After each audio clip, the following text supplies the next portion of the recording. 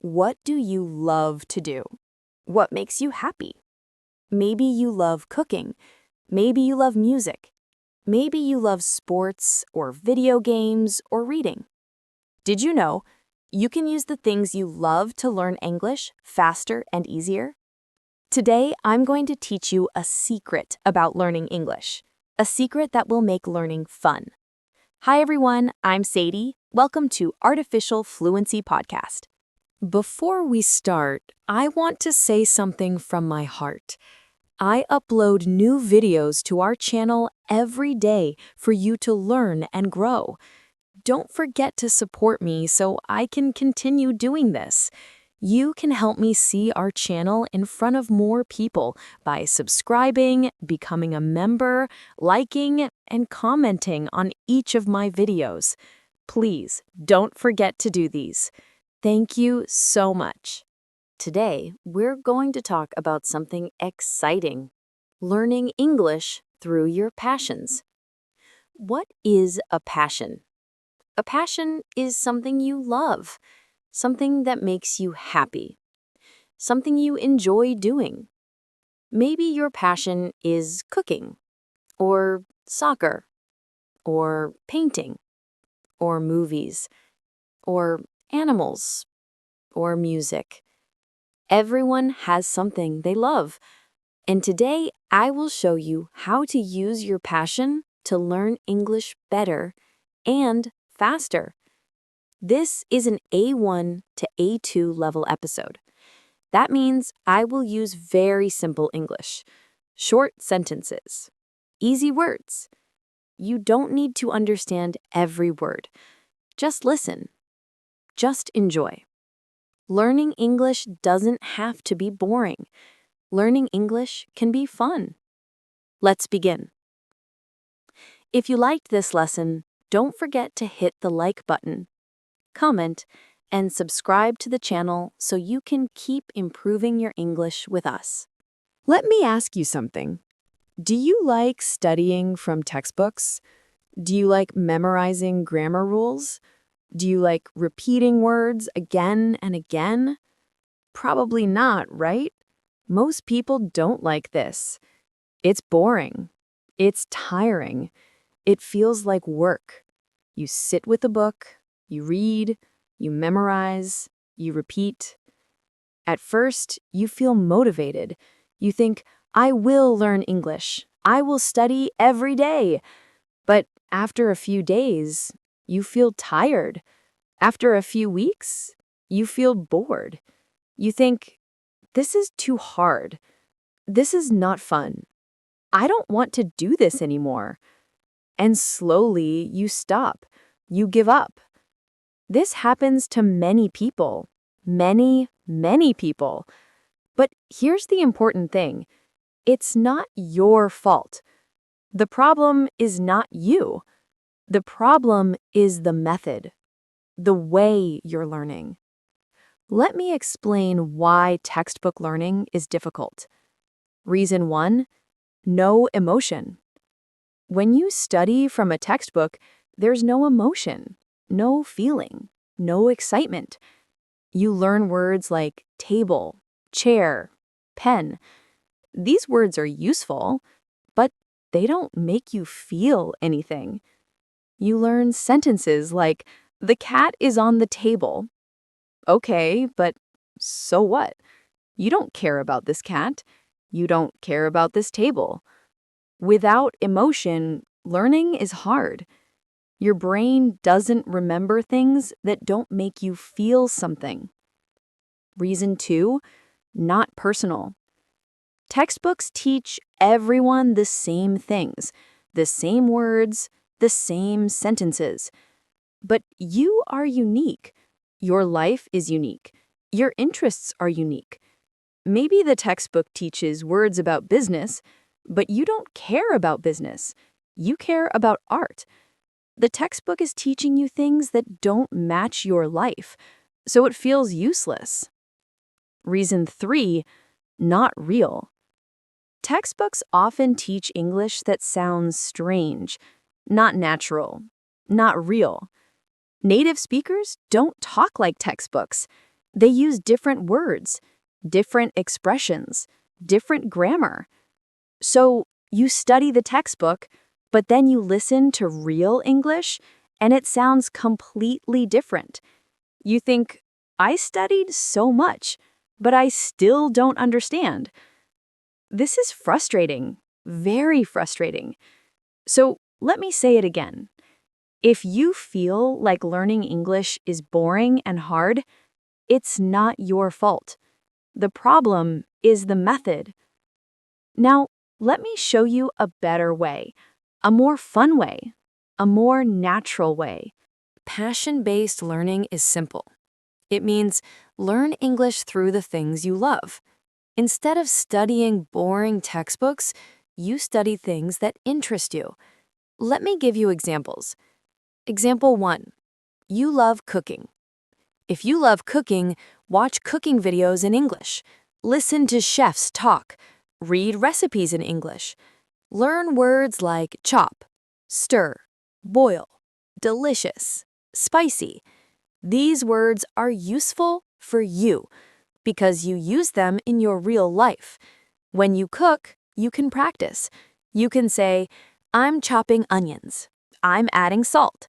This smells good. Learning becomes part of your life, not separate from your life. Example 2. You love soccer. If you love soccer, watch soccer games in English. Listen to the commentators. Read news about your favorite team. Learn words like goal, pass, defense, player, championship. These words matter to you because you care about soccer. When you watch a game, you understand more, you enjoy it more, and you're learning at the same time. Example 3. You love movies. If you love movies, watch movies in English. Read reviews in English. Listen to interviews with actors. Learn words like scene, character, plot, director, soundtrack. You're not studying.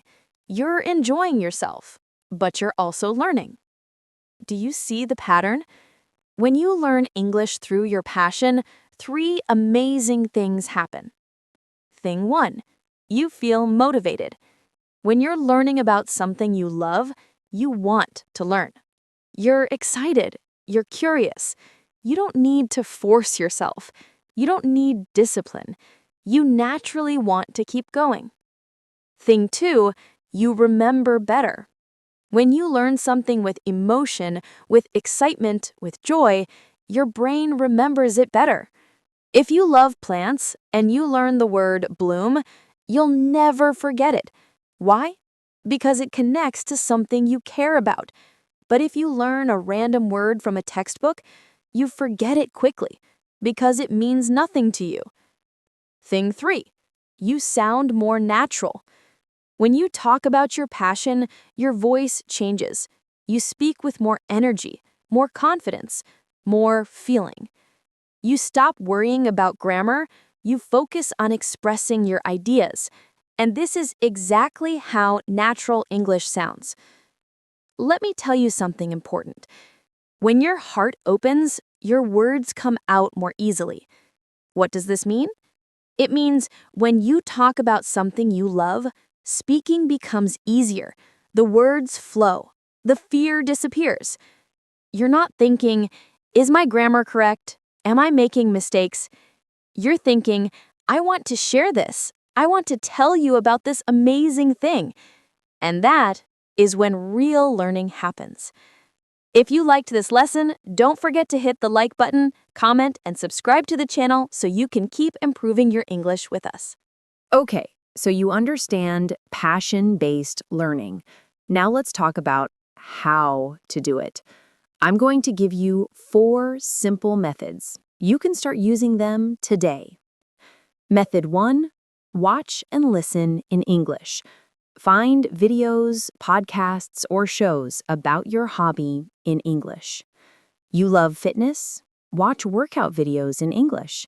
You love fashion? Watch fashion shows in English. You love history? Listen to history podcasts in English. Start with things that have visuals. Videos are easier than just audio because you can see what's happening. Don't worry if you don't understand everything. Just listen. Your brain is learning even when you don't notice. Method 2, keep a passion journal. Every day, write 2 or 3 sentences about your hobby in English. It's that simple. Just 2 or 3 sentences. Example, you love photography. Today you write, "Today I took photos of the sunset. The colors were beautiful. I felt happy." Tomorrow you write, "I learned a new camera setting. It was difficult, but I will practice more." This is easy. It takes 5 minutes, but it's very powerful. Why? Because you're writing about your life, your experiences. This makes the English real and personal. Method 3, talk to yourself. This might sound strange, but it works. When you do your hobby, describe what you're doing in English, out loud. You're cooking? Say, "I'm cutting tomatoes. I'm heating the pan. I'm adding oil." You're drawing? Say, "I'm drawing a tree. I'm using blue for the sky. This looks nice." You're alone. Nobody is listening, so don't be shy. This connects the language to the action. It makes English natural, like a habit. Method 4, tell stories. Think about a small story related to your passion. Then tell it in English. Example, you love music. Tell this story.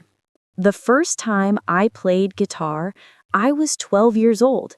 It was difficult. My fingers hurt, but I practiced every day.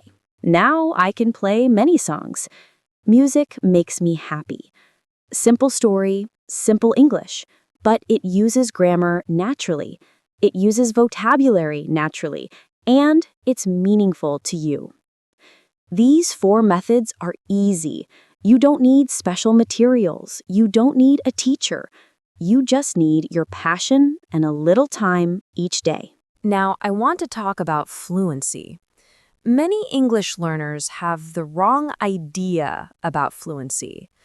They think fluency means speaking very fast, like native speakers. So they try to speak fast. They rush, they stress, they make more mistakes. But this is wrong. Let me tell you what fluency really means. Fluency is not speed. You don't need to speak fast to be fluent. In fact, speaking slowly is often better. When you speak slowly, you have time to think. You have time to choose good words. You make fewer mistakes. Also, when you speak slowly and clearly, people understand you better. They think you sound confident and calm. Fluency is comfort and confidence. Real fluency means you can speak comfortably. You can express your ideas clearly. You feel confident. You might speak slowly. You might make small mistakes, but you communicate. People understand you. You understand them. That's fluency. Think about it this way. Imagine 2 people speaking English. Person A speaks very fast, but they're nervous. They make many mistakes. They don't finish their sentences. People have trouble understanding them. Person B speaks slowly and clearly. They take their time. They choose their words carefully. They might make a small mistake, but people understand them perfectly. Who is more fluent? Person B. Because fluency is about communication, not speed. Mistakes are okay. Here's something important. Everyone makes mistakes. Native speakers make mistakes too. Mistakes are not the enemy. Mistakes are part of learning. When you speak about your passion, you might say, "I very like cooking." A native speaker would say, I really like cooking. But you know what? People still understand you. They know what you mean. The message is clear. Don't let fear of mistakes stop you from speaking. The important thing is to communicate, to share your ideas, to connect with people. Fluency is not the absence of mistakes. Fluency is the presence of courage. Let me say that again, because it's important. Fluency is not the absence of mistakes. Fluency is the presence of courage. If you have the courage to speak, to try, to express yourself, that's fluency. Now, I want to talk about something beautiful, something that happens when you learn English through your passions. You connect with people from all over the world. Let me explain. Imagine you love gardening.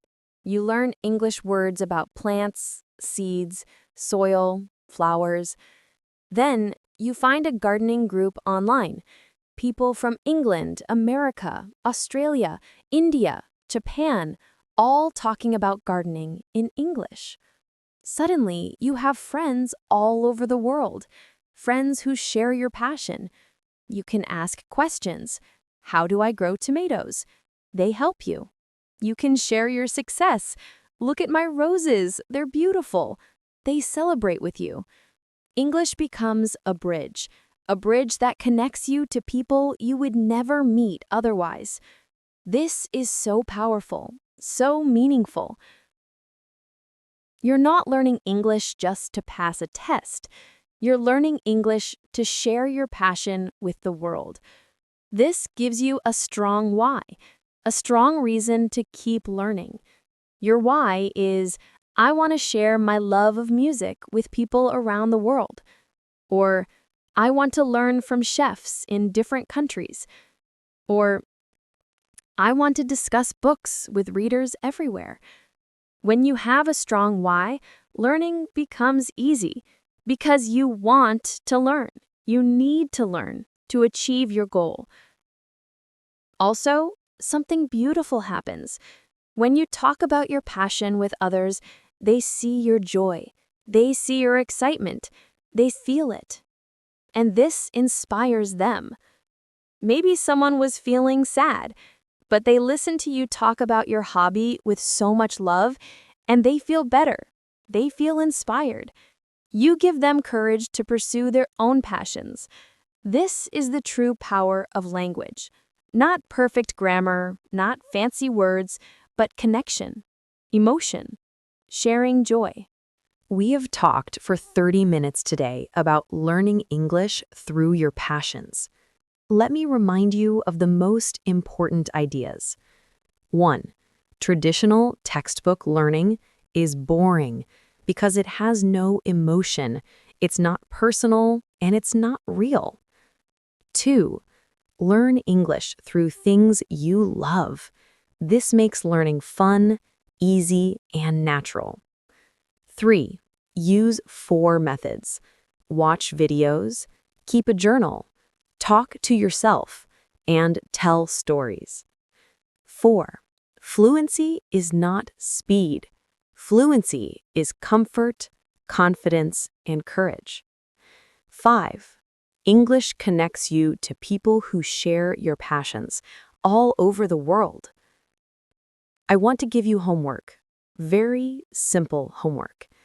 Think about one thing you love. Just one. Cooking, music, sports, art, animals, games, anything.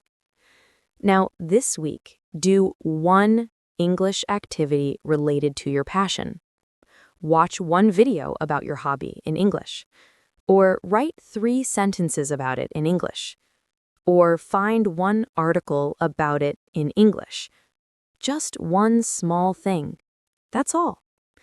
Do this and you'll see. Learning English can be joyful. It can be easy. It can be fun. You don't need to force yourself. You don't need to suffer. You just need to follow your heart. Your passion is the key. Use it. Thank you for listening today.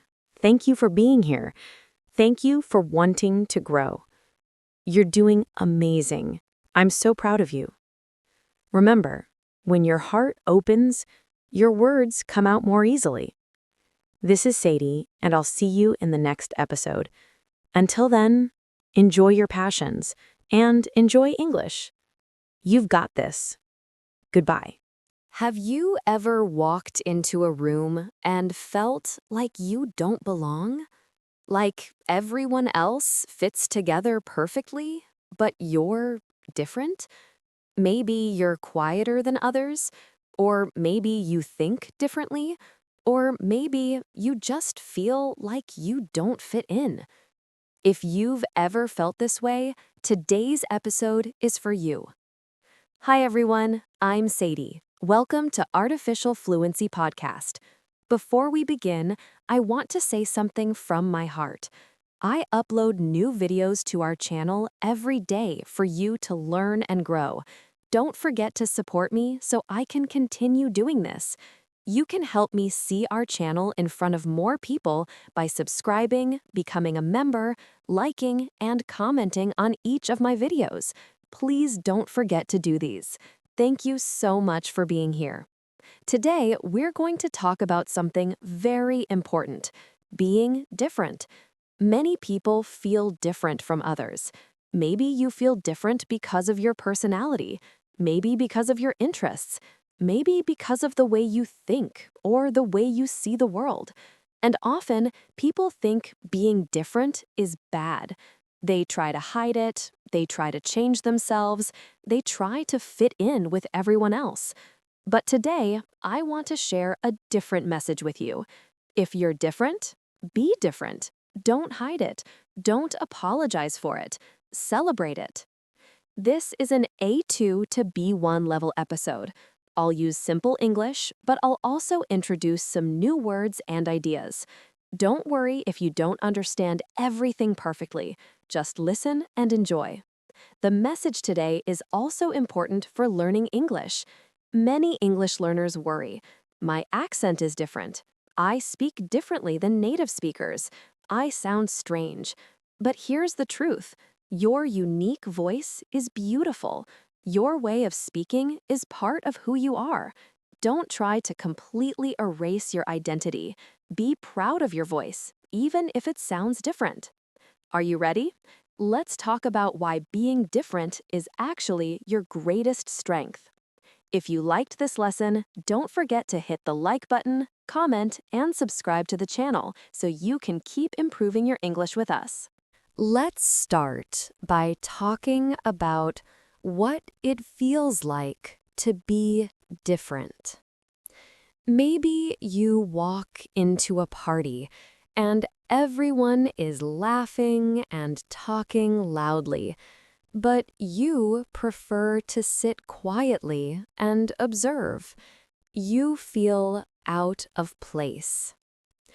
Or maybe everyone is moving fast, talking fast, making quick decisions, but you need time to think. You need time to process. You feel like you're too slow. Or maybe everyone seems confident and outgoing, but you're shy. You're more reserved. You feel like something is wrong with you. This feeling, the feeling of being different, can be lonely. It can be uncomfortable. You might think, why can't I just be like everyone else? Why can't I just fit in? But here's what I want you to understand. Being different is not a problem. Being different is not a weakness. Let me ask you something. Have you ever seen two flowers that are exactly the same? Have you ever seen two trees that are exactly identical? No. Every flower is unique. Every tree is unique. Every cloud in the sky is different. Nature doesn't make copies. Nature makes originals. And you are part of nature. You are not supposed to be a copy of someone else. You are supposed to be yourself. Now, let me talk about some common, different qualities that people worry about. Being quiet. Many people are quiet. They don't talk a lot. They prefer to listen more than speak. Some people think this is a problem. They say, "You're too quiet. You should talk more." But is being quiet really a problem?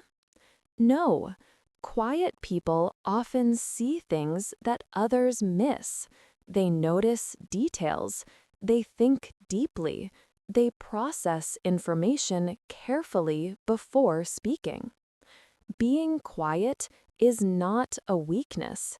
It's a different way of being in the world. Being sensitive. Some people are very sensitive. They feel emotions strongly. They notice when someone is sad or upset. They cry easily. Society sometimes says, "Don't be so sensitive, toughen up." But sensitivity is not weakness. Sensitive people understand others deeply. They can connect with people emotionally. They can create beautiful art, music, or writing because they feel so deeply. Being sensitive is a gift, not a flaw. Being slow. Some people work slowly. They think slowly. They need time to understand things. In our fast world, people say, "Hurry up, be faster, you're too slow." But slow people often do things more carefully. They make fewer mistakes. They understand things more deeply. Being slow is not being lazy, it's being thorough. Thinking differently. Some people think in ways that others don't understand. They ask unusual questions. They see connections that others don't see. They have ideas that seem strange. People might say, "That's weird. Why do you think like that?" But different thinking is how innovation happens. It's how new ideas are born. It's how the world changes. Different thinking is creativity. Do you see what I'm saying? All these different qualities, they're not problems. They're strengths that society doesn't always understand. What if your softness isn't weakness, but a way of seeing the world more deeply? What if your slow pace helps you notice things others miss? What if your quiet way of processing gives you clarity that noise can't reach? Your difference is not something to fix. It's something to understand and appreciate. Now, I want to talk about something many people do without even realizing it. They apologize for being themselves. Have you ever said things like, "Sorry, I talk too much. Sorry, I'm so quiet. Sorry, I'm not fun. Sorry, I ask weird questions. Sorry, I feel too much." Why do we apologize for who we are? I'll tell you why. Because at some point in our lives, someone made us feel like we were wrong. Maybe a teacher said, "You ask too many questions." Maybe a parent said, "Stop being so sensitive." Maybe friends said, "You're weird." And we learned, "Oh, I need to change. I need to be different. I need to fit in. So we started apologizing. We started hiding parts of ourselves. We started trying to be someone we're not. But every time you apologize for being yourself, something sad happens. You disconnect from your own voice. You lose touch with who you really are. Let me give you an analogy. Imagine you are a song, your own unique song. You have your own rhythm, your own melody, your own tone. But people tell you, your melody is strange. Play differently. Be quieter. Change your rhythm. So you try to change. You try to sound like other songs. But when you change your melody, you lose your truth.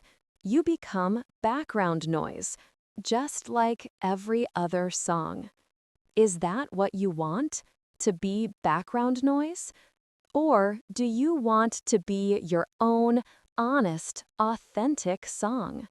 Here's what I want you to do. Next time you feel like apologizing for who you are, stop. Don't say, "Sorry, I'm too quiet." Instead say, "This is just me, and I'm learning to be okay with that." Don't say, "Sorry, I'm different." Instead say, "I'm different, and that's actually what makes me special." This won't feel natural at first. You're not used to accepting yourself. You're used to apologizing. But try it. Little by little, stop apologizing for your authentic self. You are not too much. You are not too little. You are not too weird or too boring or too anything. You are exactly who you're supposed to be. Now, I want to tell you about a woman who refused to apologize for being different. Her name was Frida Kahlo. Frida was a Mexican artist who lived from 1907 to 1954, and her life was very difficult. When Frida was 6 years old, she got a disease called polio. This disease made one of her legs thinner and weaker than the other. Kids at school called her names. They made fun of her. She felt different from other children. Then, when Frida was 18 years old, something terrible happened. She was in a bus accident, a horrible, terrible accident. The accident broke many bones in her body. It caused her pain for the rest of her life. She had to have many surgeries. She spent a lot of time in bed, unable to move. Most people in this situation would give up. They would feel sorry for themselves. They would hide. But Frida did something different. She started painting. She put a mirror above her bed so she could see herself, and she painted self-portraits, pictures of herself. But these weren't pretty, perfect pictures. They were honest pictures, raw pictures, painful pictures. She painted what it felt like to live in a body that hurts. She painted her sadness. She painted her pain. She painted her culture. She painted her complicated love. Her paintings were different. They were intense. They were sometimes disturbing. They were not what people expected. Some people criticized her. They said her art was too much, too intense, too strange. But Frida didn't change. She didn't try to make her art more acceptable. She didn't apologize. She said something powerful. She said, "I paint myself because I am so often alone, and because I am the subject I know best. Frida knew herself. She accepted herself. She expressed herself honestly, even when it was uncomfortable for others. Today, Frida Kahlo is one of the most famous artists in the world. People travel from all over the globe to see her paintings. Her face is recognized everywhere. Why? Because she was honest, because she was herself, because she didn't hide her truth to make others comfortable. Now, you might be thinking, but Sadie, I'm not Frida Kahlo. I'm not a famous artist. How does this relate to me? Here's how it relates to you. You don't need to be famous to be authentic. You don't need to be an artist to be yourself. Frida's lesson is simple. Don't hide who you are to make others comfortable. Your pain might be different from Frida's. Your struggles might be quieter. Your difference might be smaller. But the principle is the same. You have something inside you that is unique, something that is yours, a way of seeing the world, a way of feeling, a way of being. Don't hide it. Don't apologize for it. Don't change it to fit in. Express it. Share it. Be it. You don't need to be loud to be powerful. You just need to be true. If you liked this lesson, don't forget to hit the like button, comment, and subscribe to the channel so you can keep improving your English with us. Now, let's talk about another pressure you might feel: society's expectations. What do I mean by society's expectations? Society, the world around you, the culture you live in, has ideas about how you should be. You should have this kind of job by this age. You should be married by this age. You should act this way, talk this way, dream this way. It's like there's an invisible shape, a mold, and everyone is supposed to fit into this shape. But what if you don't fit? What if the career path everyone praises doesn't interest you? What if the timeline everyone follows doesn't match your own? What if the dreams everyone values aren't your dreams? Then you feel pressure. You feel like you're doing something wrong. You feel like you're behind or broken. But here's the truth. You don't fit the mold because the mold is wrong. The mold is too narrow. The mold is one size fits all in a world where everyone is different sizes. Let me give you an example. I once knew a student who was learning English.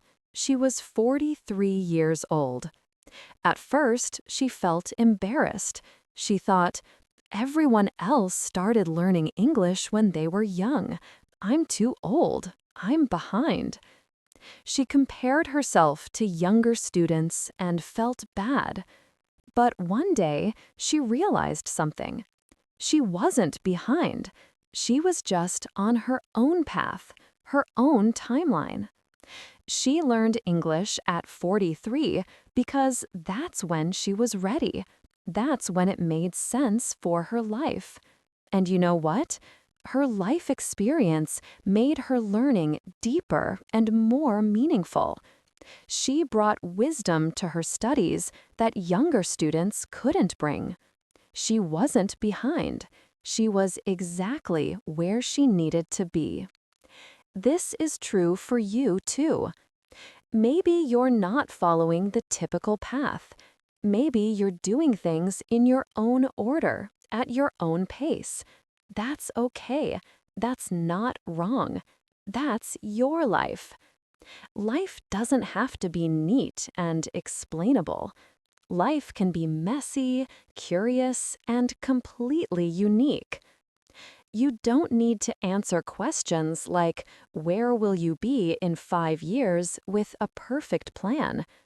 You just need to live authentically, following what feels true to you.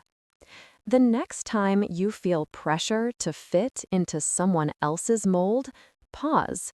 Ask yourself, does this actually feel like me? Am I doing this because it's true, or just because it's expected? If the answer is just because it's expected, then maybe you need to step away. Maybe you need to find your own path. Your life is yours, not society's, not your parents', not your friends'. Yours. Design it your own way. Now, I want to share one final idea with you, the most important idea of today. Your difference is not just something to accept. Your difference is your compass. What do I mean by compass? A compass is a tool that shows you which direction to go. It guides you.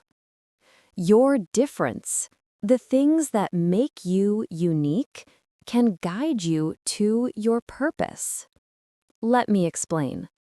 Think about the parts of yourself that other people have misunderstood, the parts that felt strange or wrong to others, but felt deeply true to you. Maybe you think very deeply about things. Others say you overthink, but this quality might mean you're meant to be a writer, a philosopher, a researcher. Maybe you feel emotions very strongly. Others say you're too sensitive, but this quality might mean you're meant to be a counselor, an artist, someone who helps others feel understood. Maybe you ask a lot of questions. Others say you're annoying. But this quality might mean you're meant to be a scientist, a journalist, someone who challenges assumptions. Your different qualities are not random. They're not mistakes. They're clues. They're showing you who you are and what you're meant to do. When you follow these clues, when you honor your difference instead of hiding it, you find your path. And yes, your path might look different from other people's paths. You might be misunderstood. You might be criticized. But being misunderstood is not the same as being wrong. In fact, being misunderstood is often a sign that you're becoming something original. Here's the beautiful part. When you embrace your authentic self, you don't end up alone. You actually attract the right people, people who resonate with your truth, people who appreciate your difference. Your difference becomes a bridge, not a wall. And when you're brave enough to be yourself, you give others permission to be themselves too. You inspire others. You show them it's okay to be different. It's okay to be yourself. This is powerful. This is how you change not just your own life, but the world around you. We've spent 30 minutes together today talking about being different. Let me remind you of the most important ideas. 1. Being different is not a flaw, it's a strength. Your unique qualities help you see the world in special ways. 2. Stop apologizing for being yourself. You are not too much or too little. You are exactly who you're supposed to be. 3. Look at people like Frida Kahlo, who refused to hide their truth. Authenticity is powerful. 4. You don't need to fit society's mold. Create your own path at your own pace. 5. Your difference is your compass. It guides you to your purpose and your people.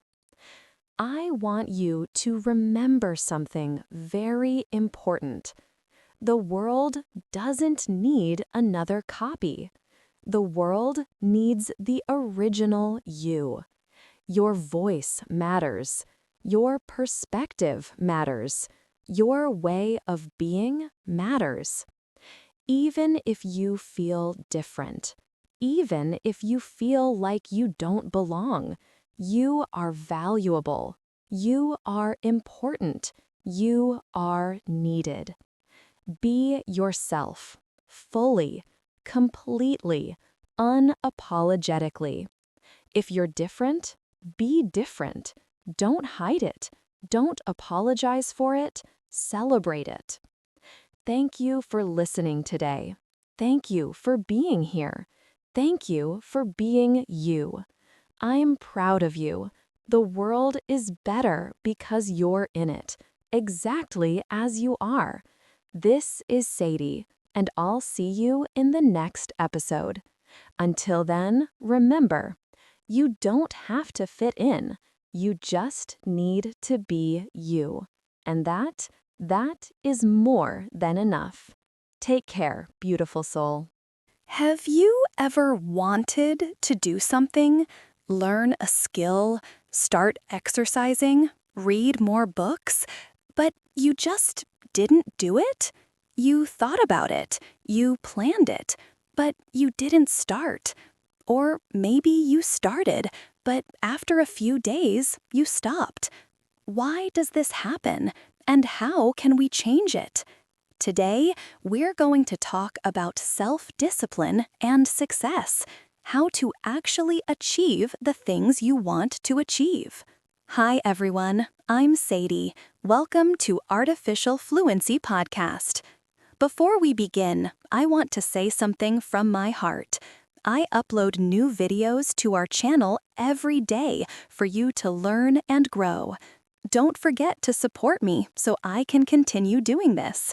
You can help me see our channel in front of more people by subscribing, becoming a member, liking, and commenting on each of my videos. Please don't forget to do these. Thank you for your support. Today, we are going to talk about something very practical: how to build self-discipline. What is self-discipline? It's the ability to do what you should do, even when you don't feel like doing it. It's getting up early, even when you're tired. It's studying, even when you want to watch TV. It's going to the gym, even when you don't feel motivated. Self-discipline is a skill, and like any skill, you can learn it, you can practice it, you can get better at it. This is an A1 to B1 level episode. That means I'll use simple English, but sometimes I'll use slightly more difficult words. Don't worry if you don't understand everything. Just listen and learn naturally. Today, I'll teach you some important ideas about success and discipline. These ideas can help you in life, and they can help you with learning English too, because learning English requires discipline. It requires practice. It requires doing it even when it's difficult. So let's begin. Let's talk about how to build self-discipline and achieve success. If you liked this lesson, don't forget to hit the like button, comment, and subscribe to the channel so you can keep improving your English with us.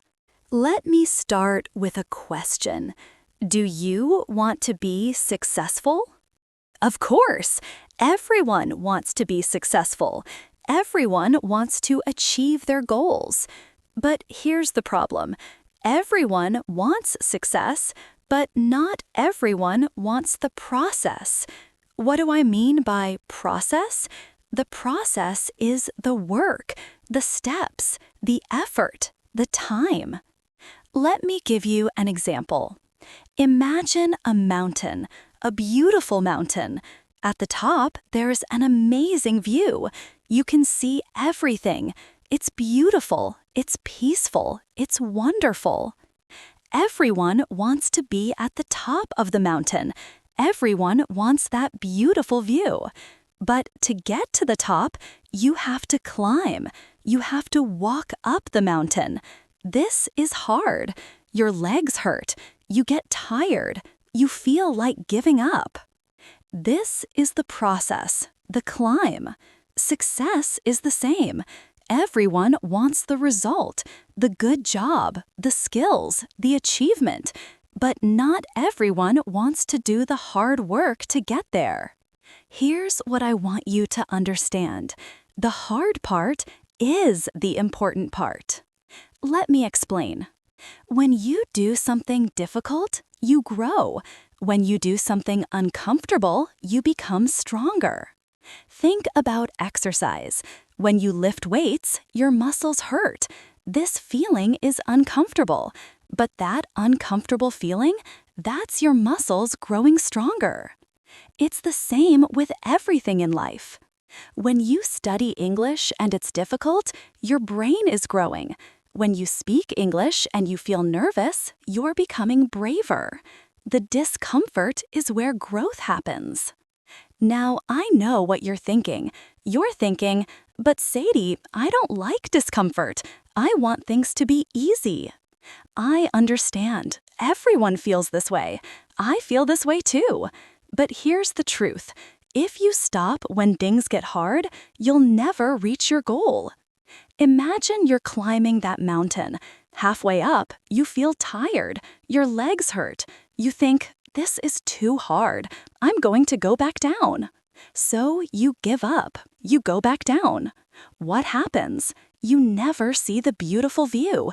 You never reach the top. But if you keep going, if you push through the discomfort, then you reach the top. You see the view, and you feel amazing. Not just because of the view, but because you did it. You didn't give up. This feeling, the feeling of achieving something difficult, is better than any easy success.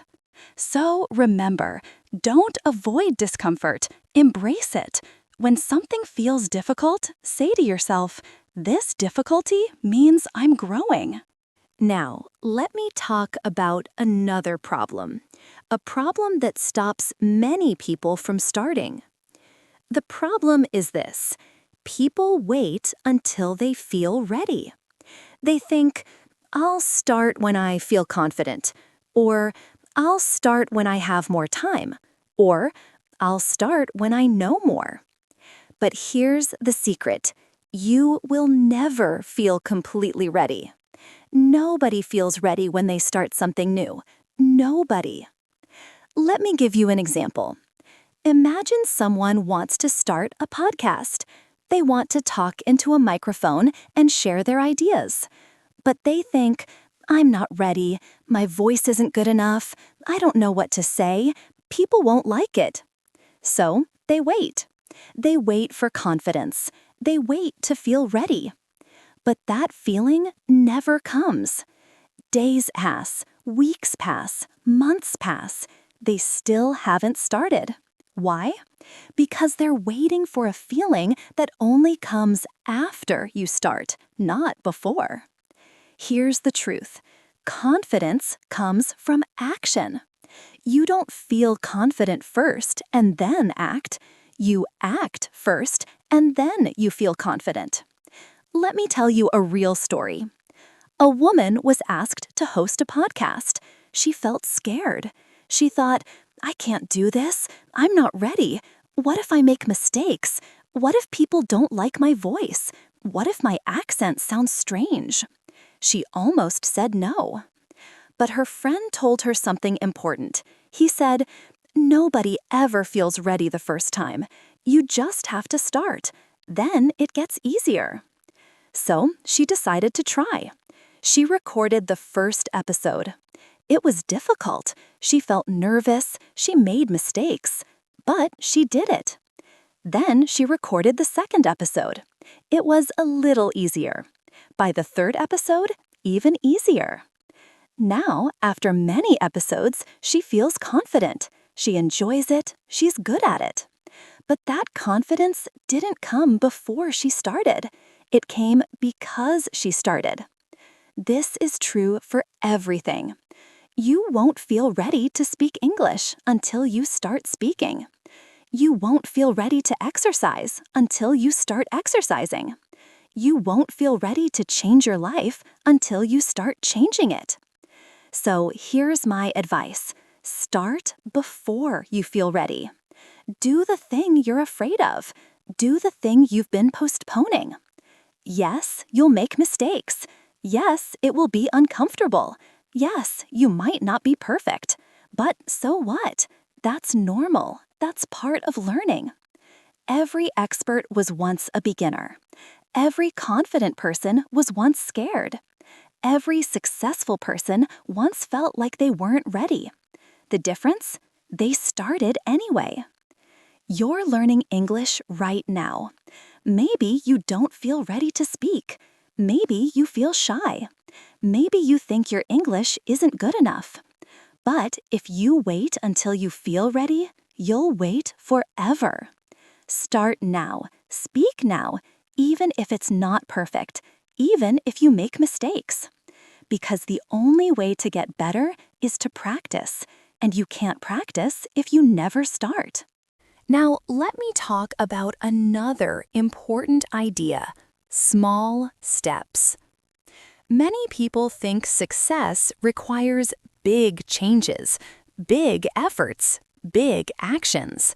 They think, I need to study for 3 hours every day, or I need to completely change my life. But big changes are hard to maintain. You might do it for 1 day, maybe 2 days, but then you get tired, you give up. The secret to success is not big changes. The secret is small changes that you do consistently. What does consistently mean? It means regularly, every day, or every week, again and again. Small actions done consistently create big results. Let me give you some examples. Example 1. Writing. A woman wanted to improve her English writing, but she didn't have a lot of time. She was busy. So she made a simple rule. Every night before bed, write 3 sentences about your day. Just 3 sentences, that's all. This was easy. It only took 5 minutes, so she could do it every day. After 1 month, she wrote 90 sentences. After 6 months, she wrote over 500 sentences. And guess what? Her writing improved a lot. Not because she studied grammar for hours, but because she practiced a little bit every single day. Example 2. Guitar. A man wanted to learn guitar, but he was busy with work. He didn't have much time. So he decided practice for just 10 minutes every day. At first, 10 minutes felt useless. He thought, what can I learn in 10 minutes? But he did it anyway. Every day, 10 minutes. After 1 month, he could play simple songs. After 3 months, he could play full songs. 10 minutes felt small, but small actions add up. Example 3. English learning. Maybe you want to improve your English, but you think, I don't have time to study for hours. That's okay. You don't need hours. Just do something small every day. Listen to English for 10 minutes while you eat breakfast. Write 1 sentence in English before bed. Speak 3 sentences in English when you're alone. These actions are small, but if you do them every day, your English will improve. Think about it this way. What's better, studying for 5 hours one day and then never studying again, or studying for 15 minutes every single day for a year. The second one, the consistent one. Small steps done consistently are more powerful than big steps done once. So don't think, I need to do everything perfectly. Instead, think, what's one small thing I can do today? Then do that small thing. Tomorrow, do it again. The next day, do it again. This is how you build discipline. This is how you achieve success. If you liked this lesson, don't forget to hit the like button, comment, and subscribe to the channel so you can keep improving your English with us. Now, let's talk about something many people are afraid of: failure. What is failure? Failure is when you try to do something, but it doesn't work. You make a mistake. You don't succeed. Many people are so afraid of failure that they don't try at all. But here's what successful people know. Failure is not the opposite of success. Failure is part of success. Let me explain. When you fail, you learn something. You learn what doesn't work. You learn what you need to change. Failure gives you information. Failure teaches you. Let me give you a real example. A woman applied for a job. She prepared for the interview. She was nervous, but she tried her best. But she didn't get the job. They said no. At first, she felt terrible. She thought, I'm not good enough. I'm not smart enough. I'll never succeed. But later, she thought about it differently. She asked herself, what can I learn from this? She realized she wasn't prepared enough. She didn't practice answering interview questions. She didn't research the company well. So, for her next interview, she prepared better. She practiced, she researched, and she got the job. The first failure taught her what to do. The failure was actually helpful. Here's another example. A man wanted to start a YouTube channel. He made his first video. He was excited. But only 10 people watched it. He felt disappointed. He thought, this is a failure. Nobody cares about my videos. So he deleted the video. He gave up. Years later, he regretted this decision. He thought, I should have kept going. I should have made more videos. I should have learned and improved. He gave up too early. He saw failure as an ending. But failure is not an ending. Failure is feedback. Think about a GPS in your car. When you take a wrong turn, the GPS says, recalculating, turn around. The GPS doesn't say, you failed, give up, stop driving. No, it just helps you find a new path. Failure is the same. It's just information that helps you find the right path. So, when you fail at something, don't think, I can't do this, I'm not good enough.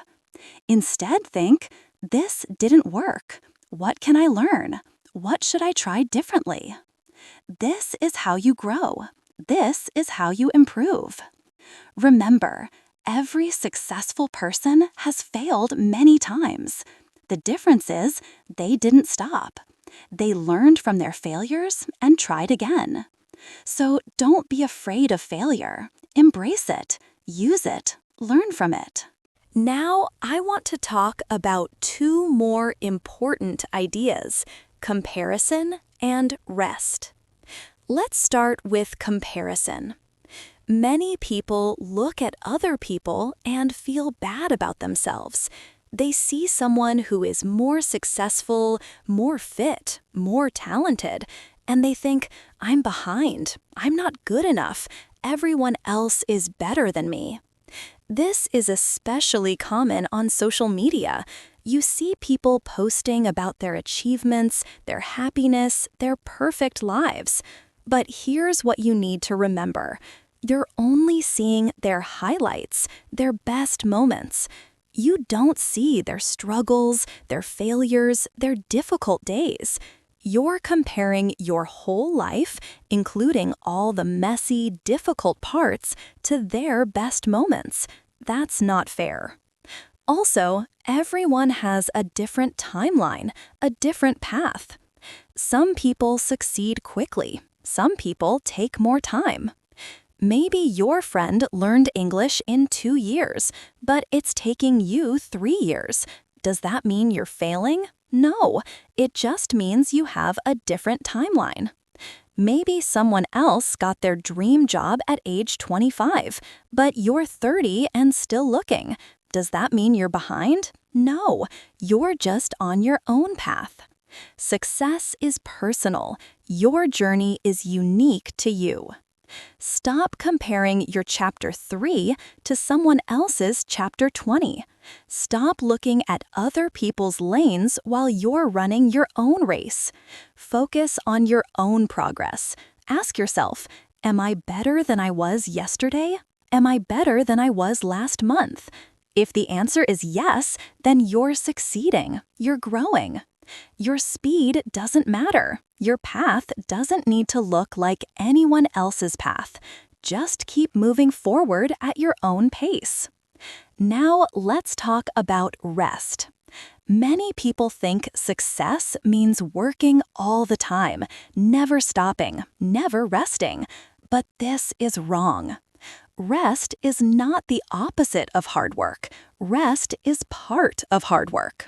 Think about it. If you exercise every single day without rest, what happens? Your muscles don't recover. You get injured. You get weaker, not stronger. Your mind is the same. If you work constantly without rest, you get exhausted. You get stressed. You can't think clearly. Rest allows you to recover. Rest allows you to recharge. The sun sets every evening. Does that mean the sun stopped working? No, it means the sun is recharging so it can shine again tomorrow. You're the same. When you rest, you're not being lazy. You're recharging so you can work well tomorrow. So don't feel guilty about resting. Don't feel bad about taking breaks. Rest when you need to. Sleep enough. Take days off. Relax. This is part of success, not the opposite of success. Also, remember to celebrate your small victories. When you finish something, even something small, be proud of yourself. Did you study for 10 minutes today? Good. Celebrate it. Did you exercise even though you didn't want to? Excellent. Be proud. Did you speak English even though you felt nervous? Amazing. Celebrate that. These small victories matter. They keep you motivated. They remind you that you're making progress. Success is not just about reaching the final goal. Success is also about who you become along the way. We've talked for 30 minutes today about self-discipline and success. Let me remind you of the most important ideas. 1. Embrace discomfort. Growth happens when things are difficult. 2. Start before you feel ready. Confidence comes from action, not before action. 3. Small steps matter. Consistent small actions create big results. 4. Failure is feedback. Learn from your mistakes and try again. 5. Don't compare yourself to others. You're on your own timeline. 6. Rest is important. Rest is part of success, not the opposite of it. These principles work for everything in life, and they definitely work for learning English. Learning English requires discipline. Some days it's hard. Some days you don't feel motivated. Some days you want to give up. But if you show up, if you practice a little bit every day, you will improve. You're already doing it right now. You're listening to this podcast. You're practicing. You're trying. That's discipline. That's success. I'm proud of you. Keep going, keep trying, don't give up. You don't need to be perfect. You just need to be consistent. You don't need to change everything today. You just need to do one small thing. Success is not a destination. Success is a journey, and you're on that journey right now. Thank you for spending this time with me. Thank you for practicing English. Thank you for working on yourself. You're doing great. This is Sadie, and I'll see you in the next episode. Until then, remember, start before you're ready, take small steps, embrace the climb. You can do this. Take care. Have you ever thought, I'm not good enough? Or everyone is better than me? Or I don't like myself very much? Many people think these things. Maybe you think these things too. Today, I want to talk to you about something very important, something that can change your life. Learning to love yourself. Hi everyone, I'm Sadie. Welcome to Artificial Fluency Podcast.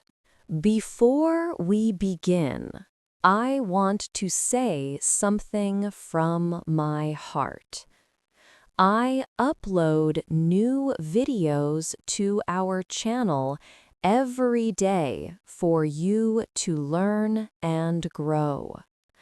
Don't forget to support me so I can continue doing this.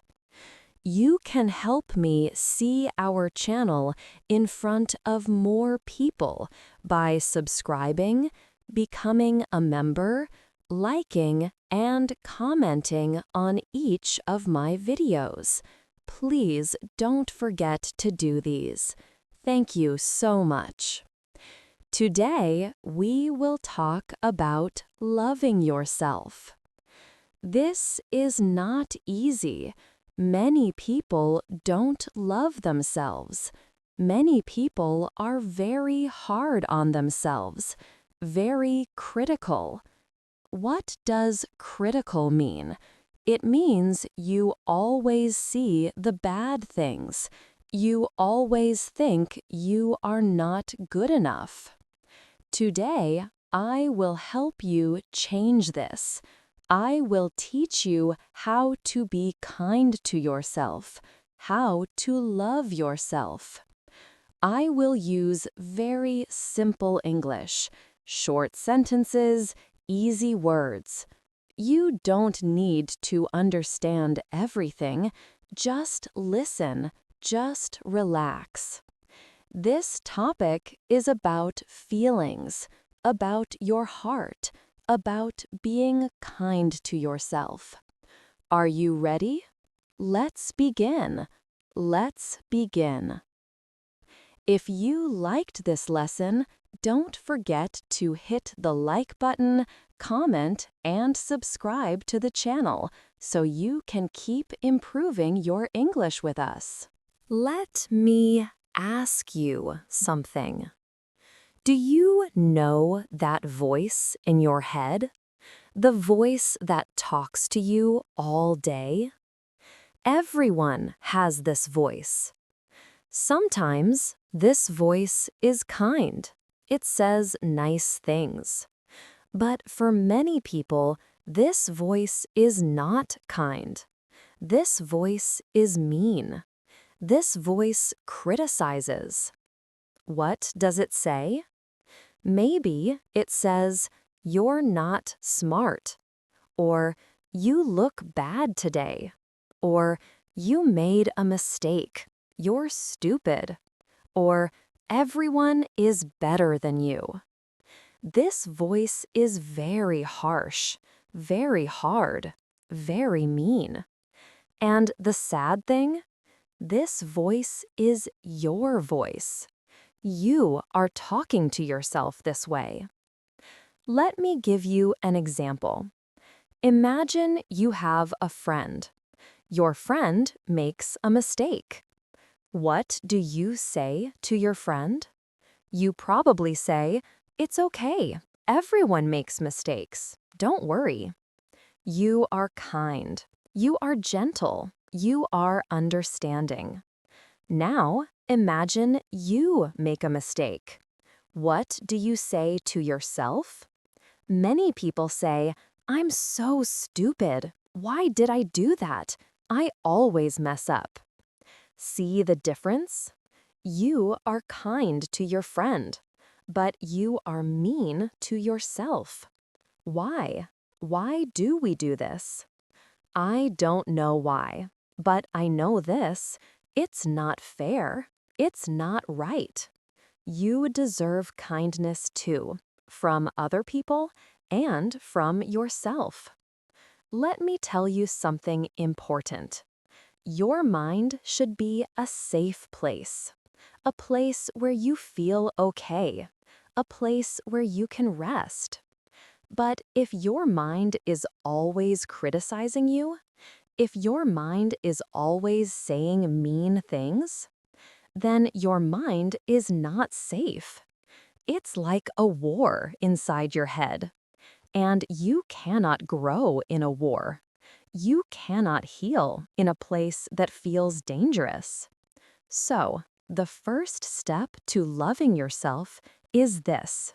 Notice the voice. Pay attention. What is the voice saying? Is it kind or is it mean? Just notice. Just listen. You don't have to change it today. Just notice it. This is the beginning. Now let me ask, why are we so hard on ourselves? I think there are many reasons. One reason is this: we think we need to be perfect. We see other people.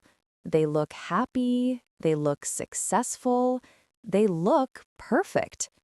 So we think, I need to be perfect too. But here's the truth. Nobody is perfect. Nobody. Those people you see, they have problems too. They make mistakes too.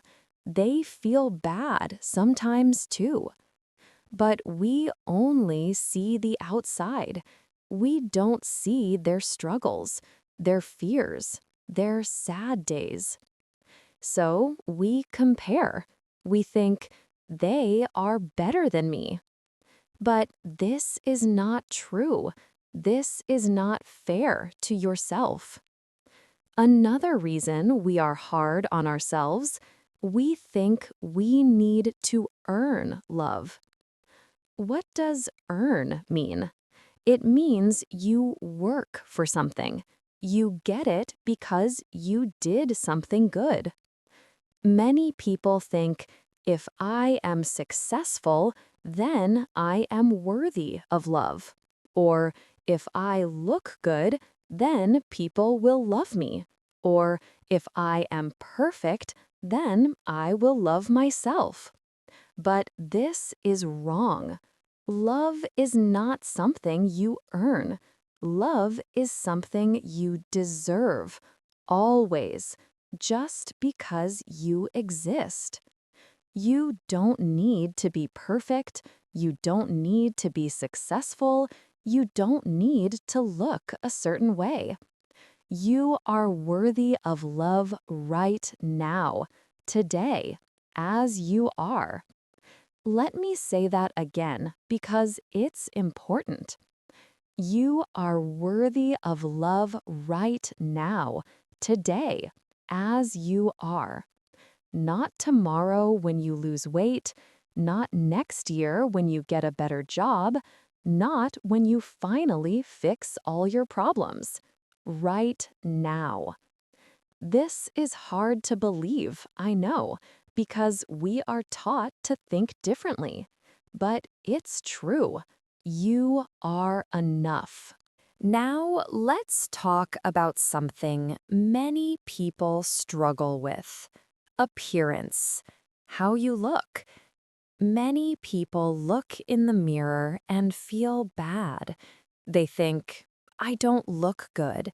I'm too fat. I'm too thin. I'm too old.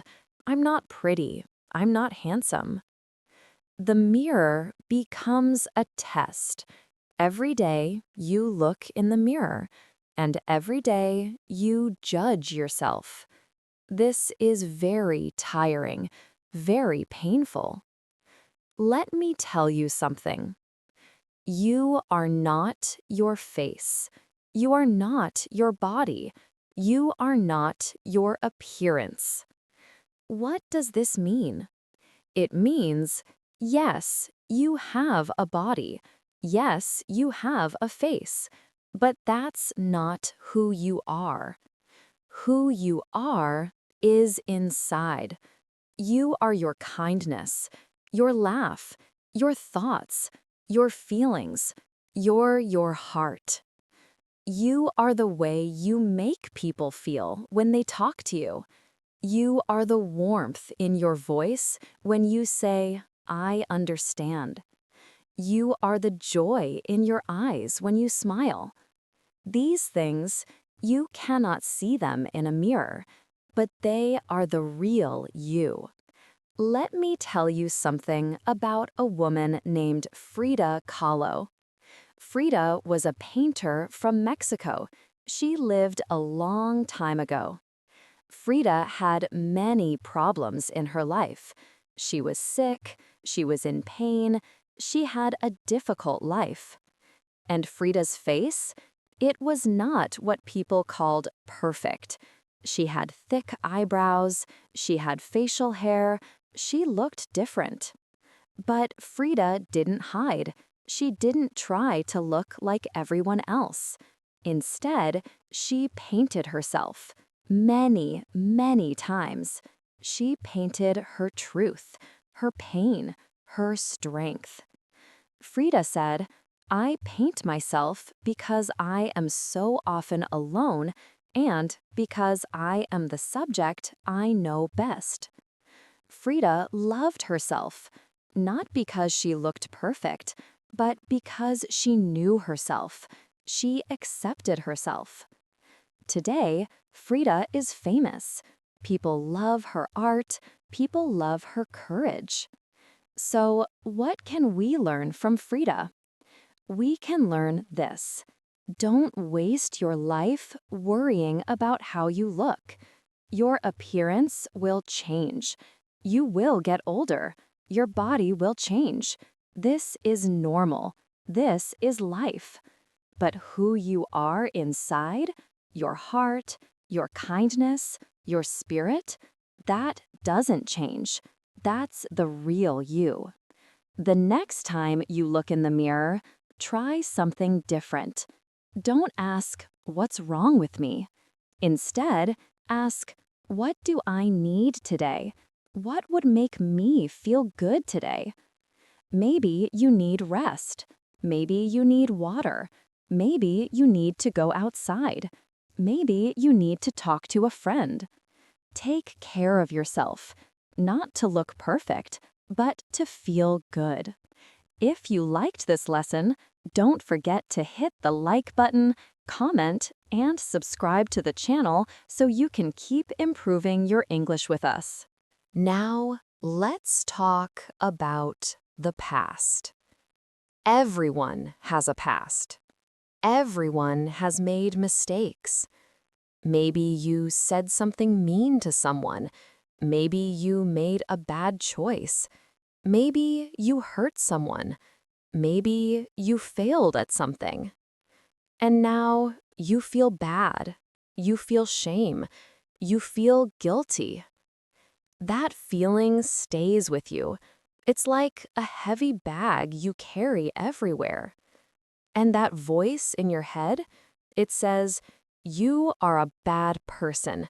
You always mess things up. You will never change. But let me tell you something very important. You are not your mistakes. Let me say that again. You are not your mistakes. Yes, you made mistakes. Everyone does. But a mistake is something you did. It's not who you are. Think about it this way. Your life is like a book, a long book with many pages. Your past, your mistakes, they are just one chapter, just a few pages. But the book is not finished. You are still writing it. You can write new pages, better pages, different pages. You are not trapped in your past. You can change. You can grow. You can be better. Let me tell you about Oprah. Do you know Oprah? She is a famous woman in America. She is on TV. She is very successful. She is very rich. But Oprah's childhood was very difficult. She was poor, she was hurt, she had a hard life. She made mistakes. But Oprah didn't stay in her past. She learned from it. She grew, she changed. Today, Oprah helps millions of people. She talks about her past, but she doesn't live in her past. She says, "That was my past. I learned from it. Now I am creating my future." You can do this too. You don't need to be famous. You don't need to be rich. You just need to forgive yourself. Forgive the person you were. That person didn't know better. That person was doing their best with what they knew. But you are not that person anymore. You are learning. You are growing. Say to yourself, "I made a mistake, but I learned from it. I am not that mistake. I am the person who is trying to be better." This is freedom. Now, let's talk about how to love yourself. What can you actually do? Good news. Self-love is not big. It's not loud. It's not expensive. Self-love is small. It's quiet. It's simple. Let me give you examples. Example 1. Eat good food. This sounds simple, right? But many people don't do this. They skip meals, they eat junk food, they don't drink water. Your body is your home. You live in your body every day. Take care of it. Eat healthy food, drink water, don't skip meals. Ask yourself, what would be good for my body today? Example 2. Rest when you are tired. Many people think, "I must work all the time, I must be busy, rest is lazy." But this is wrong. Rest is not lazy. Rest is necessary. When you are tired, rest, sleep, take a break. It's okay. You cannot give to others if you are empty inside. Example 3. Say kind words to yourself. Remember that voice in your head? Start changing it. When it says something mean, stop it. Say, "No, that's not true. I'm doing my best." Or, "I'm having a hard day, but I'm still here. I'm still trying." Be your own friend. Talk to yourself the way you talk to people you love. Example 4. Say no sometimes. You don't have to say yes to everything. You don't have to help everyone. You don't have to be nice to everyone all the time. It's okay to say no. It's okay to protect your time, your energy, your peace. Saying no to others sometimes means saying yes to yourself. Example 5. Enjoy small things. You don't need big things to be happy. Enjoy a cup of tea. Enjoy the sun. Enjoy a good song. Enjoy a walk. You don't need to earn these things. You don't need to wait until you finish your work. Joy is not a reward. Joy is part of life. Let yourself enjoy small moments without guilt. Example 6. Celebrate small wins. Did you get out of bed today even though you felt sad? That's a win. Did you eat a healthy meal? That's a win. Did you finish a task? That's a win. Celebrate these small things. They matter. You don't need to achieve big things to be proud of yourself. Small steps count too. Now, I want to tell you something important. Learning to love yourself is not fast. It's not easy. It's a journey, a long journey. Some days will be good. You will feel strong. You will feel kind to yourself. Other days will be hard. The mean voice will come back. You will feel bad about yourself again. This is normal. This is okay. You are not failing. You are learning. Think about learning English. Did you learn English in one day? No. Some days you understand everything. Other days you feel confused. But you keep going. You keep practicing. Slowly, you get better. Loving yourself is the same. Some days you will be kind to yourself. Other days you will be critical again.